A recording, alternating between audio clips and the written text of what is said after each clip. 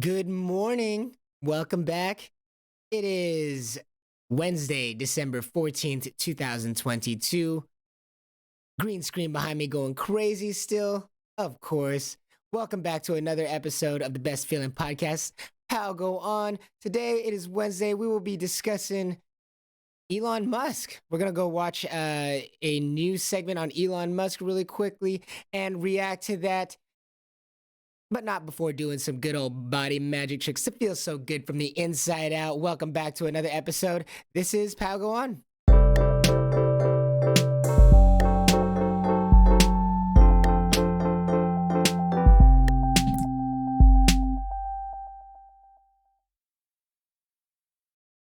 Good morning. Welcome back. We are doing some body magic tricks this morning before we get to a news segment. We're going to be reacting to a news segment regarding Elon Musk. But first, let's do some of our usual body magic tricks. We'll spend about 5 minutes orienting ourselves to stretch our self-awareness like a muscle. Like every weekday morning, as we usually are on, or like every weekday morning as we do on Pal Go On. So I'd like you right now, wherever you are, whenever that are, whether you are joining us live at the premiere at 9 a.m. in the morning, or whether you are out there in a VOD watching us in a video on demand like YouTube or something. I hope you also spend some time to stretch your self-awareness like a muscle today. If you would join me, I invite you to pretend that there's a candle in front of your lips, just a lit candle that you're trying to not put out.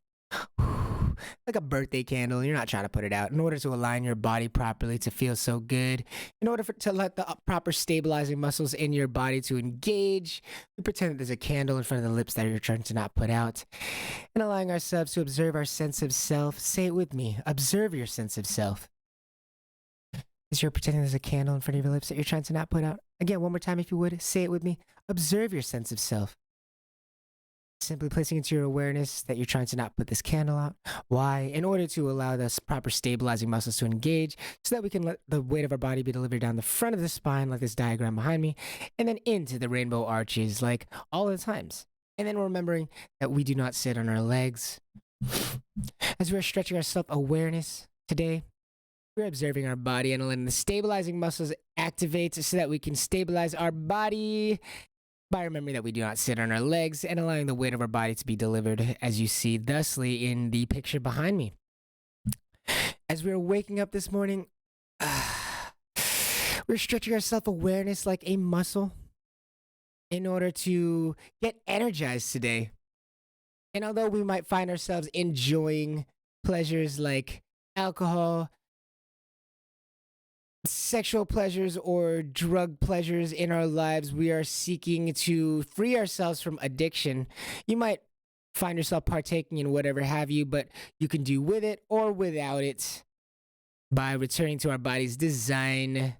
We're learning to become free and feeling so authentic on Pal Go On.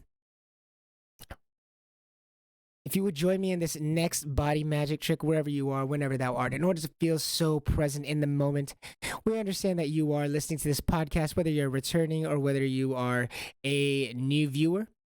We are staying present in the moment, allowing the sounds that you hear right now to blend into the symphony of sounds all around you.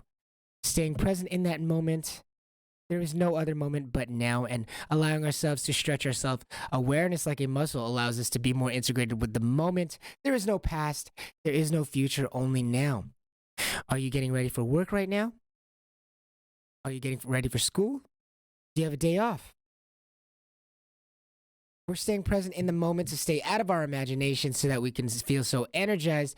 We recognize that being in your imagination is often so many times draining as you're trying to interact with moments in the future that have not happened yet, that are in your imagination, or are being crippled by thinking about the past instead of being in the moment. The best place to move the best place to be free to move in any direction is from here, is from a place of balance, which is right here, right now. You are nowhere else but here right now. You might have some thoughts about the past of like, oh, I wish I changed I wish I didn't buy that burger yesterday, or I wish I stuck to my diet, or I wish I worked out yesterday. You know what they say? The best time to do something about that was back then. The second best time to do something about that is right now. There's no other time but the present. And I want you to join me. I invite you to join me in one more self awareness magic trick. Feels so good. I remember I loved this one when I first heard it, which is listen for 7 different things in the room. As you know, the points of contact in which your skull makes contact with the spine happens to be in between the ears. So allowing your body to use your hearing awareness causes your body to activate the proper muscles that will push your skull onto your spine. It feels so good so that it can balance on the spine. We don't want to live with our eyes. We want to live with our ears so that we can balance our head onto our spine and feel so relaxed and balanced for it so that we can continue to be great in life. I invite you to listen for 7 different things in the room, like a bird outside chirping, or 7 different things around you, like a bird outside chirping, and then move your awareness closer by listening to maybe the scratching of the headphones on your head. And then another object or another thing to listen for might be like coffee spoons all around you. Maybe a conversation nearby. You don't got to eavesdrop, but just bring your self-awareness to moving it far and near. All right. Thank you for joining us for that little body magic trick session. About 5 minutes. Good morning. I hope you're feeling fantastic out there. Guess what? Today is Wednesday, December 14th, 2022. My name is Herbie. This is Pal Go On. On Warfare Wednesday, we shall be watching some of the world right now and responding with our life-loving points of view as opposed to this death-fearing points of view, which we talked about yesterday on True Love Tuesday. So let's talk about, there's like this new segment with like Elon Musk. So let's check this out. Thank you for joining us again. Please like, share, comment, subscribe if any of this sounds intriguing to you, if you like these body magic tricks. Welcome back to another Warfare Wednesday. We'll be talking about Elon Musk today, apparently. We're going to react live. Thank you for joining us on this Warfare Wednesday.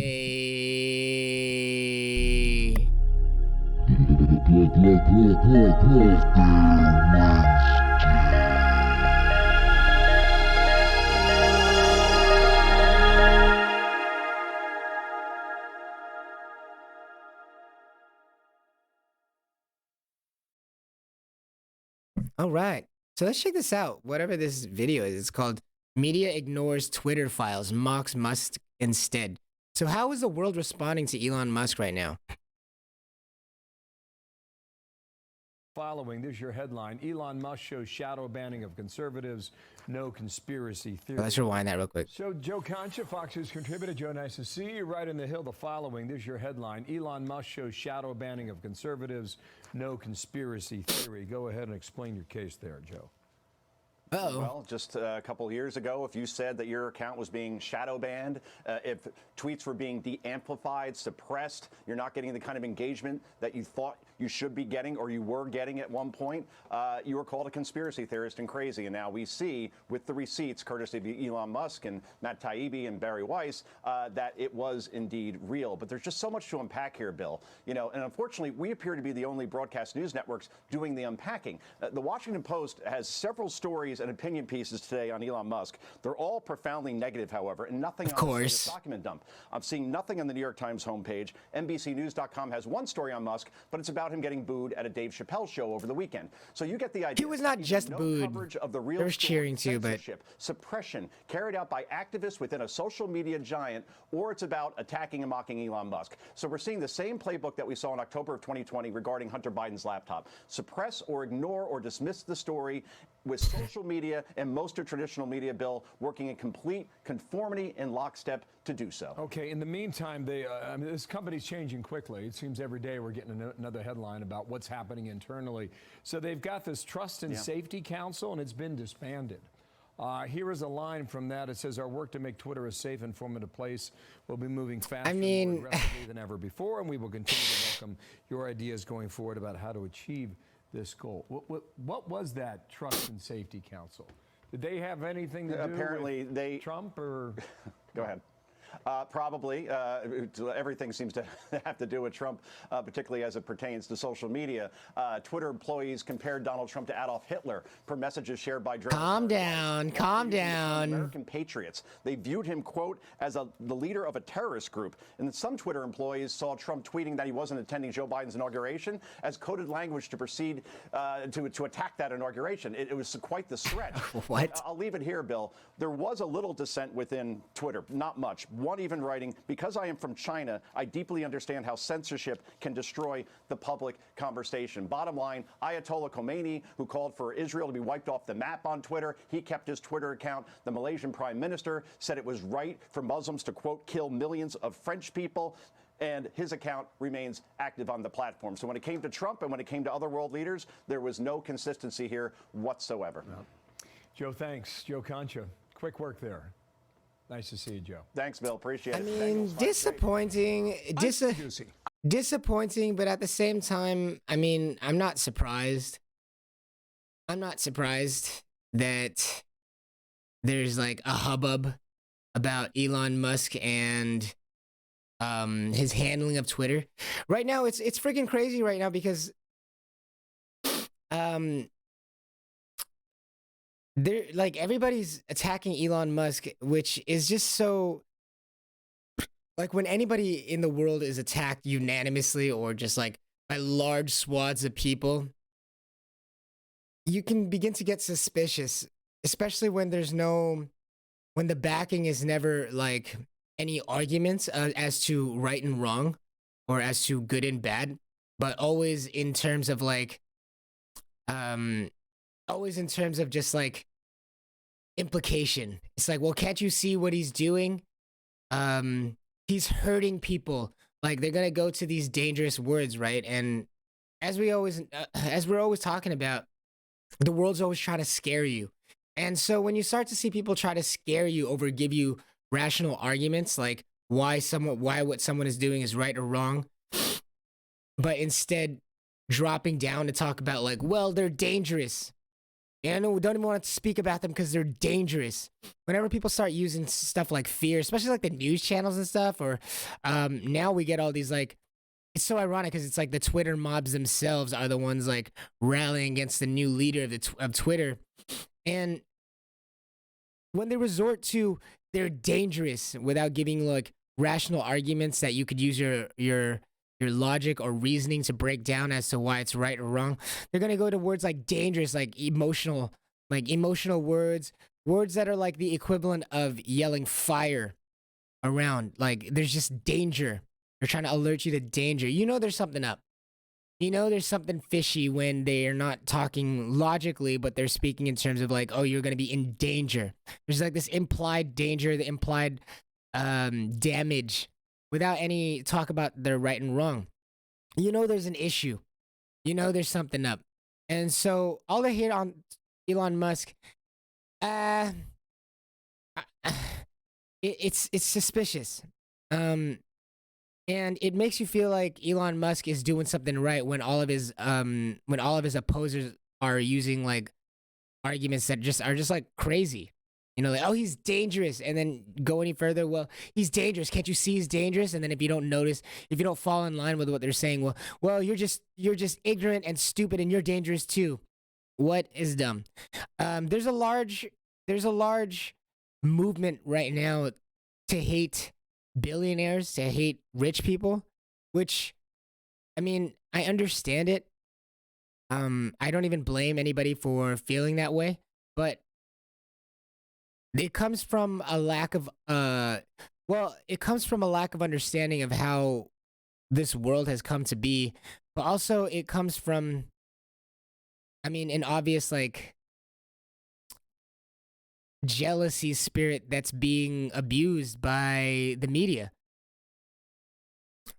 In this entire movement right now to globalize the world, to socialize and communize the world, we've gotten to a point in society where we view suffering itself as valuable to others. You will suffer in order to provide value for others, of course, but suffering itself is not a value to others. And so people kind of go into this mode of like, oh, Amazon workers, Well, you know what? They don't. Um, Jeff Bezos is evil because Amazon workers don't make nearly as much as Jeff Bezos. Who really needs $1 billion? Who really needs all that money? And you kind of have this like general conversation in the zeitgeist, in the social media. I mean, even in like just it's gotten to a point where like family circles and it's gotten to the smaller social circles. The question is like, who needs all that money? It's like a constant topic you'll hear, whether that be at your local coffee shop or at your family parties, when you're talking about when people are bonding over hating other people. Um, they'll be like, who needs all that money? Yeah, how could you be so selfish? Who needs all that money? As if like these billionaires are like these daddy Warbucks types or like these like Uncle Scrooge types, just like literally like lying down and doing backstrokes in piles of gold, doing nothing with the money. You know who needs a lot of that money? People who own businesses. They're not using that money for themselves all the time. I mean, you need a lot of money, one, for liability's sake, because when you have a large business like Amazon, you are I mean, you're just a target to get sued, especially in the West where people are sue happy. You're a target to get sued because one, you're a service that is ubiquitous. You're just everywhere. So you're seen everywhere. So anytime people want to reference someone to feel like they can take power from or that someone took power from them, I mean, because a large business like Amazon is just everywhere, they're just necessarily more in the public eye than others. So you're more a target for getting sued than anybody else when you're like a large company. And then you have the fact that you're just a large company. So you're kind of separate from the average person. The average person feels like if they try to do any funny business or if they try to get any money from you or they try to like damage you in any way, you're so far removed that they don't see you as a human being. And so you're just like a target to get sued, right? When you have this gigantic business, not only are you everywhere, but also like you feel more distant than the average person because you're like this large conglomerate. People have more of a justification to be like, oh, we're different, you know, like I'm a working class citizen and I work and suffer all day. And this Jeff Bezos, he's not even a human being. I don't even see him, and yet he owns Amazon. Why does he deserve all that money? I mean, that attitude itself is why they need all that money. One, they gotta pay all these customers. Are you paying, or it's not customers, employees? Are you paying tens of thousands of people to do their job? Are you providing tens of thousands of people with a job so that they can support their families? No. Are you having to deal with lawsuits daily and having to hire lawyers for that? No. Did you provide and did you invent a way to provide value for millions, if not billions of people across the world to transport goods to their house conveniently? Did you provide that? No. The person who deserves all that money is the person who provided that. And then you're going to say like, well, do they need all that money? Well, if they're going to make a business bigger, if they're going to make that business even better for you and even more convenient and even more of a value for you to enjoy, then yes, give them the money because they're the ones who are providing that value. Give them the money because they're the ones providing that invention. And the thing is we're not even giving them the money. You're voluntarily providing them more money so that they can do more of what you want. That is the nature of the free market. I mean, you're going to give them money because you enjoy their service, and this just so happens to allow them to do better at giving you a service that you like. They need the money to continue to do that, to continue to hire more employees, to continue to invent more, to do more research, to create more services which require capital. The services that you're enjoying the most, Amazon, Twitter, Starbucks, the ones who created those services for you are likely the ones who know how to make it even better. So the ones who need the money or the ones who could do more with the money are the ones who already made all that money. Just because you work at Amazon doesn't mean that you provide the same exact value to the world in the same way as Jeff Bezos. Why do they need all this money? Well, the person who's making that service could make that service better and provide more service to others. And why do you know that more people want that service? Because they keep buying it. They keep using it. So the one who you want to improve that service that you are voluntarily choosing to to use over another service, when they get that money, are in more of a position mentally, physically, emotionally, as we say on this show, they are in more of a position to provide even a better service with that money than, say, your average Amazon employee, your average Starbucks employee, your average Best Buy employee, or um, your average theater employee, the ones who are inventing and managing all the people and going through all the logistics to make it happen, will do more with your money to provide for you a better service that you'll actually like than the average worker that they hire. I mean, the fact that the workers that they hire can provide for their family is part of the money that goes to, or it is part of the reason why money goes to Jeff Bezos, goes to Elon Musk, so that they can continuously provide more of that service to the world and continuously provide more support to their employees by supporting them financially or what have you. It's just amazing to see everyone dogpile on these billionaires as if these billionaires aren't the ones who are creating this like convenient life that we're all living right now. That as if these billionaires are not the ones spearheading the new generations of fantastic modern day technologies that we're enjoying right now. It's just crazy that we're all dogpiling on them instead of respecting them and trying to be like them. Respecting them doesn't mean that you believe they're a god. Respecting them doesn't mean that you will never find any flaws in what they do. But when you respect them, and we can easily begin to try to be more like them. Again, they're not gods. We don't have to turn a blind eye to every mistake that they make. They're not gods. But in order for us to succeed in life, in order for us to progress in life, it becomes like a necessary factor to see greatness and to not be jealous of it, but rather to strive towards it, or at least have gratitude. It's just wild. So when you have someone like Twitter, or when you have someone like Elon Musk, like the richest man in the world, who now owns Twitter, you're going to see a gigantic dogpile on this man, not because of him necessarily, but because of how far this culture has stooped, how far low this culture has stooped in this victim mentality and thinking that other people are responsible for the situations in our lives. In like a cosmic sort of way, an existential kind of way, sure.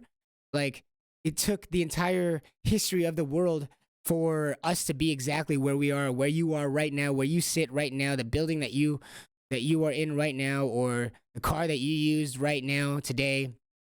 All of it. We build on the shoulders of giants. There's one generation passing to the next, one generation passing to the next, one generation passing to the next. And yet we're going to sit here and be like, oh, like other people, like, well, I mean, it kind of makes it seem like you can see why people feel like other people are quote unquote responsible for the situation that people are in right now. But all of those are like leading up to here and leading to this entire situation. But how did we get here? A bunch of people who actually took agency over their life and decided that they wanted to make a change. They wanted to make a construction company. They wanted to make a social media platform. They wanted to make a bank.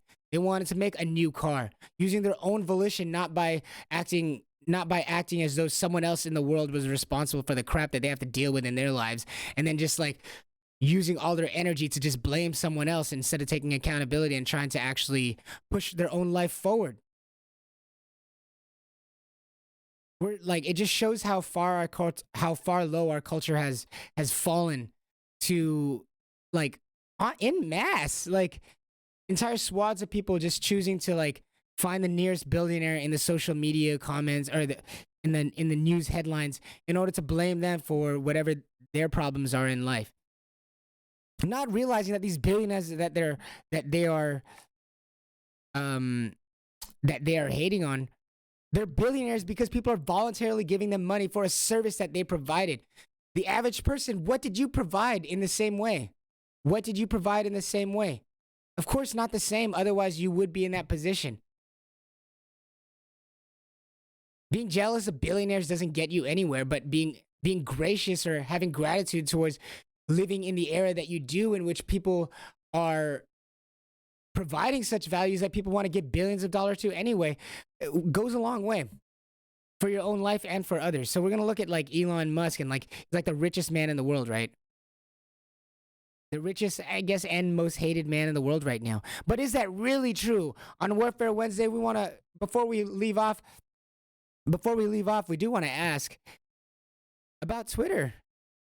I mean, what are your thoughts on Twitter? What are your thoughts on Twitter in its current state?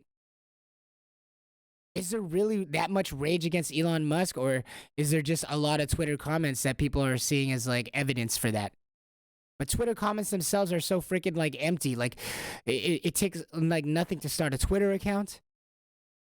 I mean, you could use like a blue check mark, but if the people who we are concerned with are behind the scenes working with the check marks, how hard is it to get a check mark? I mean, now you have to like pay for it or whatever. But we're looking at Elon Musk, and other rich people in the world acting as though like this is like a major issue instead of, if anything, evidence to the contrary. Major issues. These guys provide the intelligence, they provide the know-how in order to provide these services to the world, like Twitter, Tesla, Facebook, even Mark Zuckerberg is Facebook. I mean, was it their fault for being billionaires? Was it their fault for providing a service that everybody seems to want and that adds convenience into everyone's lives? Or is it the culture's fault for seeing something wrong with this? Is it the culture's fault for making people gods in the first place? Idolize nobody. No human is above another. Is it their fault for providing these services? Is it our fault for enjoying these services? For seeing value in what these people provide? Is it our fault? Or perhaps is it society's fault as a whole for propping any human up as a god? So that, you know what happens when your god does something you don't want to do. Now we're gonna either grovel harder for that god, or the other route, which is turn our backs on that god and totally backlash and say like, you suck. Everything you said was a lie. As tends to be the nature when we hold any human up to be a god, because no human can ever